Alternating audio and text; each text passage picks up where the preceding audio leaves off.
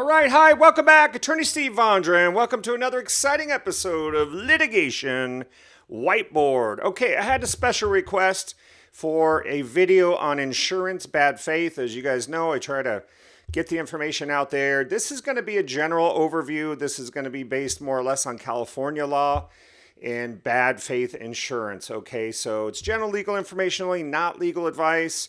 I want you to say hi to my little friend that I picked up out in the East Coast. This is notorious Ruth Bader Ginsburg, notorious RBG, Supreme Court Justice. And here's her special saying right there. Can you see that? Wherever women belong, in all places where decisions are being made. So RBG, we love you. Keep up the good work. Okay, so let's, without further ado, head to the Attorney Steve Litigation Whiteboard. I have up here for you insurance bad faith. Now, how does this arise? Let's just give you the basics. This is going to be quick and easy. Insured, you're the insured, like you buy car insurance or you buy health insurance, or you're an officer and director and you buy director and officer liability insurance. You buy general liability insurance for your company. You might buy a cyber insurance policy if you're running a website. It's all kinds of insurance policies. And insurance is a big business. If you ever think about it, insurance is selling paper. They're selling paper and promises if you think about it. And they will insure you for a lot of different things, okay? But the point here is that you buy a policy. The policy will contain certain terms, certain definitions. They will tell you what is included. They will tell you what is excluded, meaning it's not covered, okay? So what happens is you have a claim, and you give it to your insurance company, and you say, hey, for example, in IP law, I do a lot of intellectual property law. Say your policy talks about advertising injury, we will cover it. So maybe it's somebody selling counterfeit goods online or infringed goods online, and they get a demand letter from a law firm, and they go to their insurance company and they say, insurance company, under this, they are the insured. They are the insurer. This is your policy. And they say, hey, I've got a claim. I have a claim. I'm being sued, or somebody's going after me, or we're making monetary demands. And I want coverage. You know, my insurance policy covers this. So a lot of times people will call their agent. You'll have an agent up here. If my pen's working here, well, of course not. But you're having an agent up here. Let's switch it over to the other side. You got your agent, your insurance agent. You call them up. Hey, am I covered?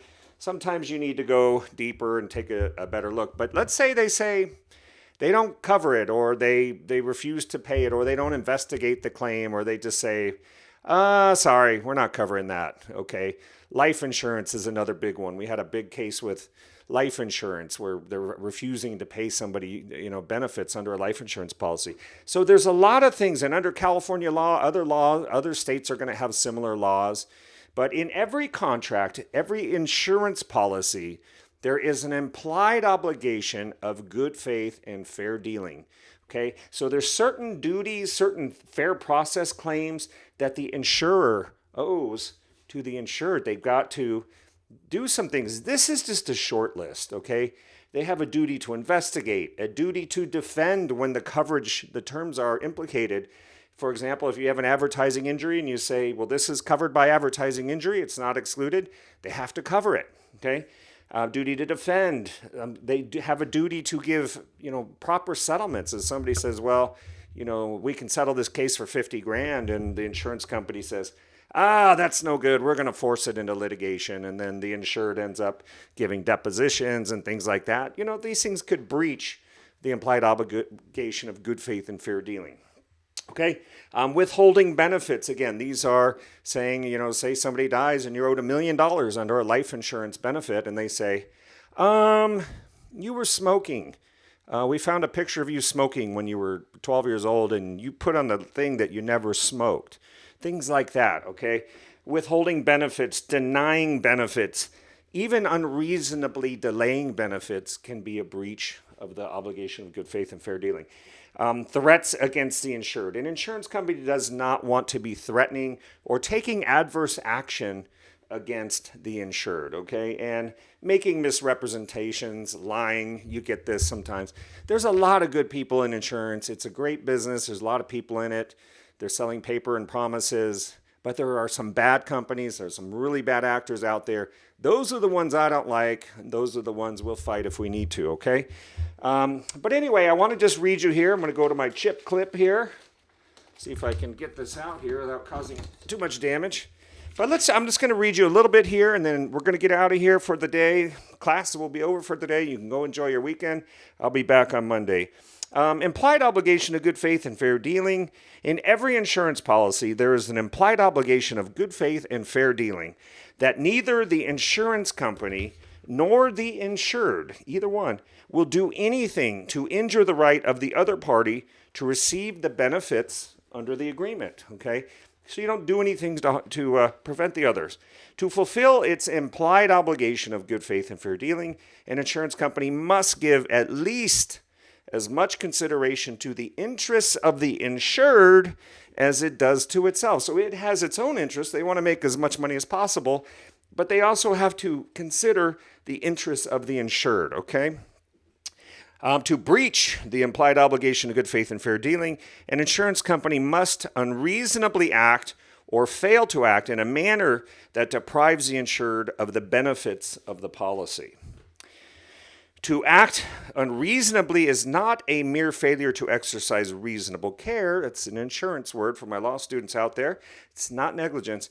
It means that the insurer must act or fail to act without a proper cause. So when they're doing things, they've got to have reasons. They've got to justify. They've got to show their math. They've got to do their work.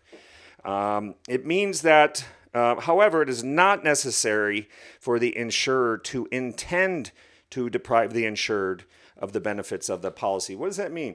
So if you remember our mental state timeline is that you have different mental states. So what they're saying is up here you have intent, down here you have no intent, and you have negligence in here. That's just the failure to exercise reasonable care.